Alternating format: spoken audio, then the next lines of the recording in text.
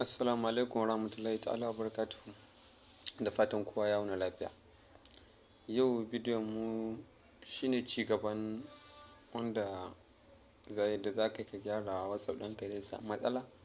A bidiyon mu da ya gabata mun nuna muku hanya ta farko da za ka bi ka gyara. To wacce hanyar tana aiki sosai.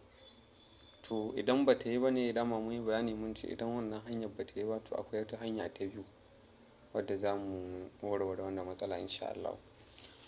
To wannan ita ce hanya ta biyu, kamar yadda kuka gani ga WhatsApp ɗinmu ya nuna mana kamar haka.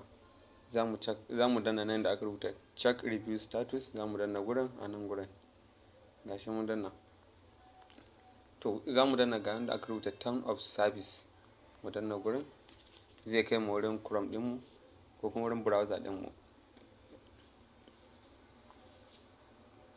Yau gashi ya nuno mana wurin browser ɗinmu ga wasu 'yan ɗigagga nan guda uku na, sai mu danna ta. Gashi ya nuno mana health center, gashi nan health center, sai mu danna gurin. Ya buɗe mana sai mu yo ƙasa, mu yo ƙasa ga inda aka rubuta contact us, gashi nan sai mu danna. To idan normal WhatsApp ne ake amfani da shi, gashi na WhatsApp Messenger, in kuma WhatsApp Business ne ake amfani da shi wanda ya samu matsala, gashi nan. To mu normal WhatsApp ne muke yi, gashi nan za mu rubuta contact us nan da aka mu danna gurin.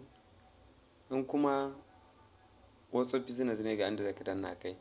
To ni normal WhatsApp ne a nan, misali sai in danna shi. Gashi ya nuna mana nan inda gurin ya nuna mana mu sa number waya, gashi mun sa number waya, sai email address ɗin wanda za su samun ka, gashi nasa.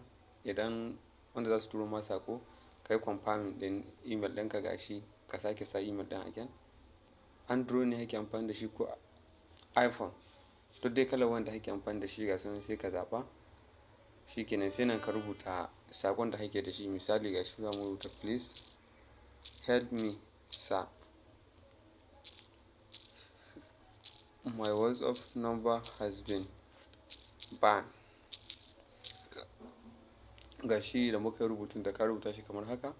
Shi kenan inda za ka danna sai ka rubuta next step ɗin nan gurin, sai mu danna shi. Gashi kuma sai mu danna send question nan gurin.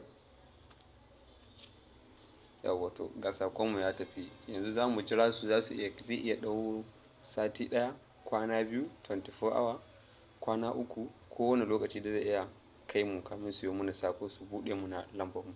Insha Allah wannan hanya za ka warware wannan matsala.